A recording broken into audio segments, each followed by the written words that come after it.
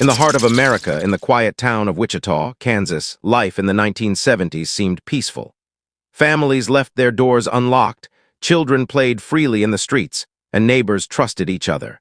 But beneath this normal facade lurked a killer, a man who lived among them unnoticed for decades. His name was Lynn Rader, but the world would come to know him by three chilling letters: the BTK, bind, torture, kill.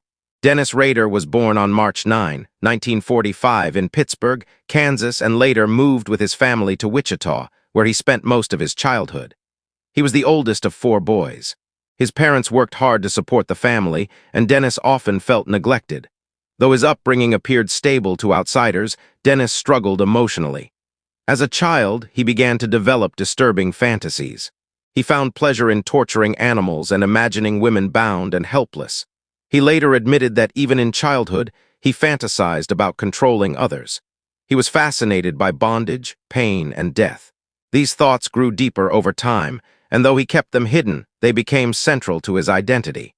Dennis attended Riverview School and later Wichita Heights High School. He was unremarkable in class and quiet among his peers, but his mind was consumed with violent fantasies. After high school, he attended Kansas Wesleyan University for a short time before joining the United States Air Force in 1966. He served for 4 years with assignments in Texas, South Korea, Greece, and Okinawa. His service was uneventful, and those who knew him during this time described him as polite, clean-cut, and dependable. When Dennis returned to Wichita in 1970, he began to construct the image of an ordinary man. He got married in 1971. He found a steady work and eventually had 2 children. In public, Dennis appeared to be a devoted husband and father.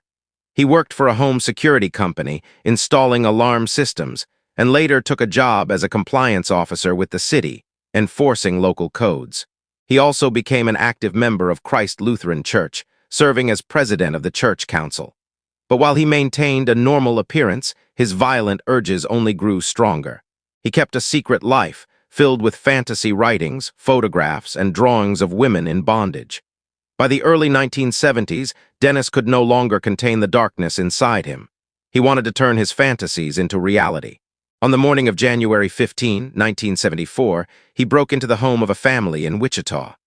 Armed with a pistol and rope, he tied up the whole family and strangled them one by one, saving an 11-year-old girl for last.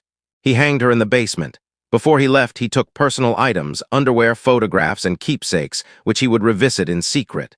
When police arrived, they were horrified by the brutality. The community was shaken. The killer had left behind little evidence, and the case quickly went cold. Dennis was pleased with the crime, but he grew frustrated that no one seemed to recognize what he had done. He wanted attention. He wanted fear. On April 4, 1974, just months later, he struck again. He broke into the home of a 21-year-old girl. He stabbed and strangled her and wounded her brother, who survived the attack but could not identify the assailant. Still, Dennis received no credit for his crimes. 9 months after the family in Wichita, Dennis sent a letter to the local newspaper, confessing to the killings. He described the details that only the killer would know and signed the letter with a chilling name: "I am BTK, bind, torture, kill." With that single message, he introduced himself to the public and began a twisted game with police and media. Over the next 2 decades, BTK continued his pattern of stalking, planning, and killing. In March 1977, he broke into a home where he locked the children in the bathroom, tied up the mother, and strangled her. In December of the same year, he murdered another woman. After committing the crime, he called 911 and reported the incident in a calm voice. In April 1985, he abducted a 53-year-old woman from her home. After killing her, he disposed of her body in a rural ditch. In September 1986, he struck again, strangling a 28-year-old woman in her home. In January 1991, he kidnapped and murdered a 62-year-old woman, leaving her body under a bridge. Each murder followed a ritual. Dennis stalked his victims for weeks, learning their habits and schedules. He called them projects.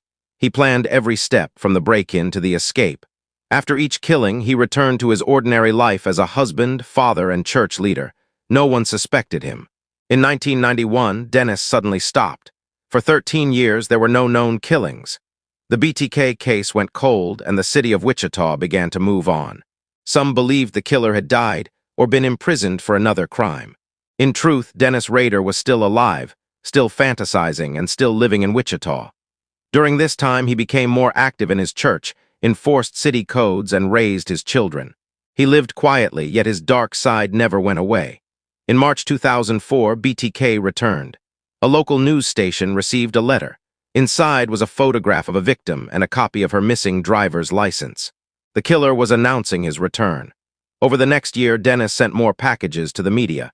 He taunted police, shared drawings, and even crafted word puzzles. In one message, he asked the police if they could trace a floppy disk. The police responded through the media, saying no. Dennis believed them. He mailed a floppy disk to a local TV station.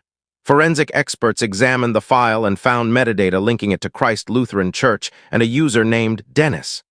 Police quickly identified Dennis Rader as a suspect. They obtained a DNA sample from his daughter through her medical records, and it matched the DNA from BTK's earlier crime scenes.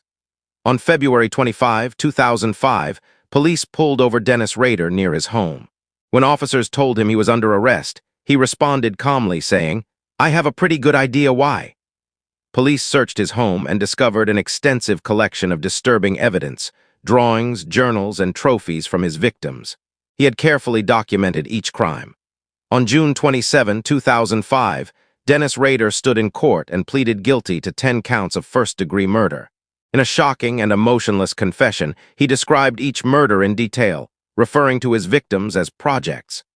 He showed no remorse.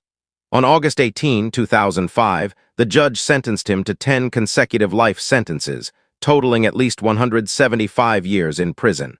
Today, Dennis Rader remains imprisoned at El Dorado Correctional Facility, where he spends 23 hours a day in solitary confinement. He continues to write disturbing letters and drawings, but his name no longer strikes fear. The city of Wichita has moved on. Yet the memory of BTK, bind, torture, kill, remains a haunting reminder that evil can hide behind the most ordinary face.